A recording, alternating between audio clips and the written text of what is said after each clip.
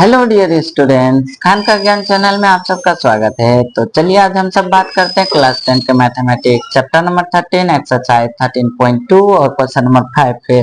तो चलते हैं फटाफट हम सब क्वेश्चन नंबर 5 को पढ़ते हैं कि आखिर क्वेश्चन नंबर 5 में क्या पूछा जा रहा है। तो डियर स्टूडेंट, क्वेश्चन कुछ इस प्रकार है कि एक बर्तन एक उल्टे शंकु के आकार का है। उल्टे शंकु के आकार का अर्थात यहाँ पे आपको दिख रहा है इसकी ऊंचाई 8 सेंटीमीटर दी हुई है। 8 सेंटीमीटर यहाँ पे ऊंचाई दिखाया गया है और इसके ऊपरी सिरे जो है यहाँ पे ये खुली हुई है, जिसकी त्रिज्या 5 सेंटीमीटर है। ये जो शंकु दिख रहा है इसकी त्रिज्या कितनी है? 5 सेंटीमीटर दी हुई है। यह ऊपर तक पानी से भरा हुआ और इस बर्तन में पानी पूरा भरा हुआ। जब इस बर्तन में शीशे की कुछ गोलियां, इनमें से प्रत्येक गोलियों की जो त्रिज्या दी हुई है 0.5 सेंटीमीटर, यहाँ पे गोली आपको दिख रहा होगा और इसकी त्रिज्या 0.5 सेंटीमीटर दी हुई है और इस बर्तन में डाली जाती है। तो इस बर्तन में डालने के बाद क्या होता है, उसमें जो पानी भरा हुआ है उसका 1/4 पानी नीचे गिर जाती है। तो डियर स्टूडेंट, बताया जाए कि 1/4 पानी जो उस का गिरेगा तो कितने गोलियों को उसके अंदर में डाला जाएगा। तो चलिए हम सब गोलियों की संख्या को ज्ञात कर लेते हैं फटाफट।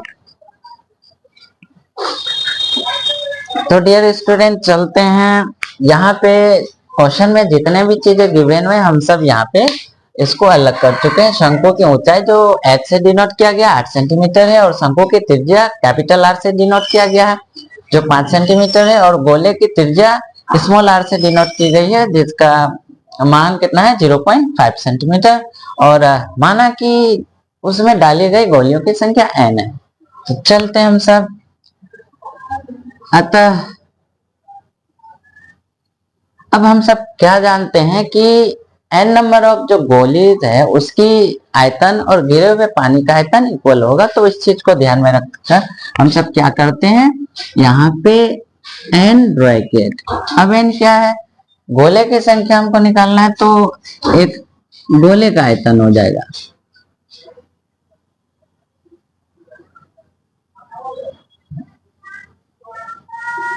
गोले का आयतन इज इक्वल्स क्या हो जाएगा? 1/4 वॉल्यूम ऑफ शंकु, यानी कि शंकु के आयतन का 1/4। तो यहाँ पे हम लोग क्या करते हैं, 1/4 को ले लेते हैं और यहाँ पे शंकु का आयतन लिख देते हैं। शंकु का आयतन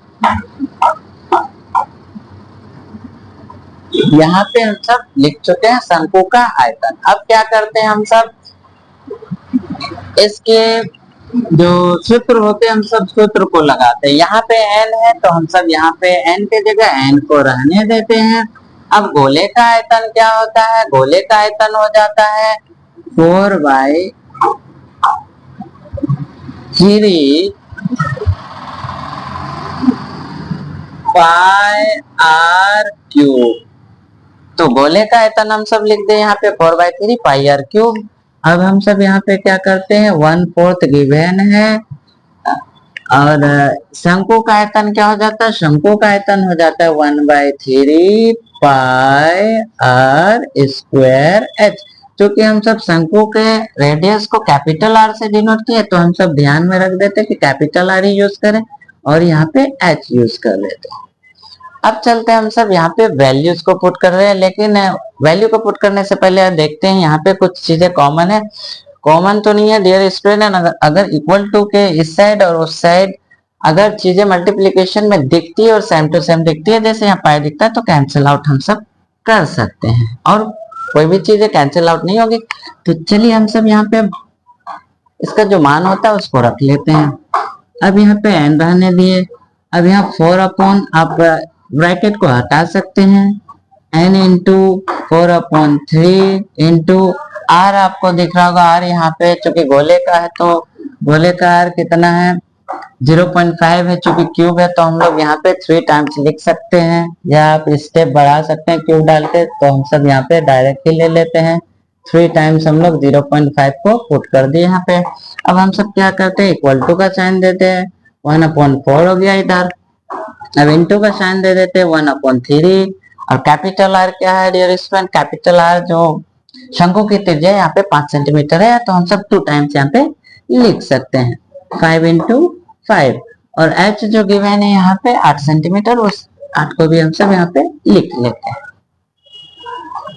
अब यहाँ पे अगर कुछ चीजें कटती है या कैंसिल आउट होती है तो हम सब इसको कैंसिल आउट कर सकते हैं, अन्यथा हम लोग सॉल्यूशन को आगे बढ़ाते हैं। जैसा कि यहाँ पे नहीं दिख रहा है, डियर स्टूडेंट 5 3 टाइम्स है तो 5 का हम सब क्यूब भी ले सकते हैं, 125 होती है तो हम सब यहाँ पे क्या करते हैं, n इंटू 4/3 इंटू 125 125 होती है।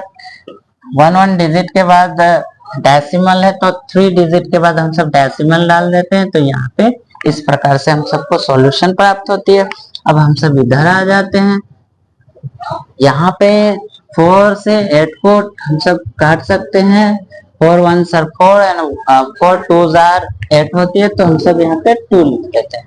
अब यहाँ पे क्या करते हैं, 5 इंटू 5 कितना हो जाएगा 25 है ना, 25 2s are कितना 50 होती है तो हम सब यहाँ पे लिख देते हैं 50/3। तो आइए डियर स्टूडेंट, अब हम लोग थोड़ा सा सॉल्यूशन को और इजी कर लेते हैं, ट्रांसपोज कर लेते हैं, डायरेक्ट ट्रांसपोज भी कर सकते हैं। तो आइए हम सब यहाँ पे n को छोड़ देते हैं, इसलिए यहाँ पे हम लोग n को छोड़ दिए। अब क्या करते हैं, इधर की चीजें उधर जाएगी, मल्टीप्लीकेशन की चीजें क्या होगी डिवीजन में, और डिवीजन की चीजें क्या होगी मल्टीप्लीकेशन में। तो इसको हम सब यहाँ पे सेम रहने देते हैं 50/3। अब यहाँ पे मल्टीप्लीकेशन में है तो डिवीजन में करेंगे, तो डिवीजन के लिए हम लोग मल्टीप्लीकेशन में करके संख्या को पलट देते हैं, ये 3 ऊपर हो जाएगी और 4 नीचे आ जाएगा। अब हम सब क्या करते हैं, यहाँ पे मल्टीप्लीकेशन में है तो डिवीजन में जाएगा, तो डिवीजन में करने के लिए हम लोग क्या करेंगे 1/0.125 यहाँ पे लिख सकते हैं। अब क्या करते हैं डियर स्टूडेंट, पॉइंट को हम सब यहाँ पे उड़ा सकते हैं, तो क्या करते हैं इस पॉइंट को हटा करके यहाँ पे हम लोग 1000 मल्टीप्लाई कर सकते हैं। अब चलते हैं, कैंसिल आउट हो रही है कुछ संख्या, यहाँ पे 3 और 3 कैंसिल आउट हो गया। यहाँ पे हम सब क्या कर सकते हैं, 25 से 2 टाइम्स है ना 3 टाइम्स काट सकते हैं, तो 25 दूनी कितना होता है 50 हो जाता है, और 25 पंचे 5 टाइम्स में यहाँ पे 25 पंचे 125 कट सकता है, और यहाँ पे भी कट सकता है। तो हम सब इधर भी कट रहा है तो काट देते हैं, 2 1s are 2 2 2s are 4 हो गया। अब हम लोग क्या करते हैं, इधर से 2 1s are 2 और 2 5 और 10 होता है, इधर 0 0 हो जाएगा, और यहाँ 5 है 5 1s are 5 यहाँ पे दिख गया डियर स्टूडेंट, और ये 3 ऊपर की है तो डियर स्टूडेंट इस तरह से अतः हम सब बोल सकते हैं, अतः गोलियों की संख्या, अतः गोलियों की संख्या बराबर कितना गया 100 बचा है, तो इसलिए क्या हो गया 100 आंसर। तो डियर स्टूडेंट इस प्रकार से हम लोग को पता चल चुका है कि इस शंकु में 100 गोलियां डाली जाएंगी, तो यहाँ से इस जो शंकुआकार बर्तन में जो जल है उसका पानी है उसका 1/4 पानी बाहर निकल जाएगा। तो डियर स्टूडेंट इसी प्रकार के सॉल्यूशन को पाने के लिए और प्यार बनाए रखने के लिए आप हमारे चैनल को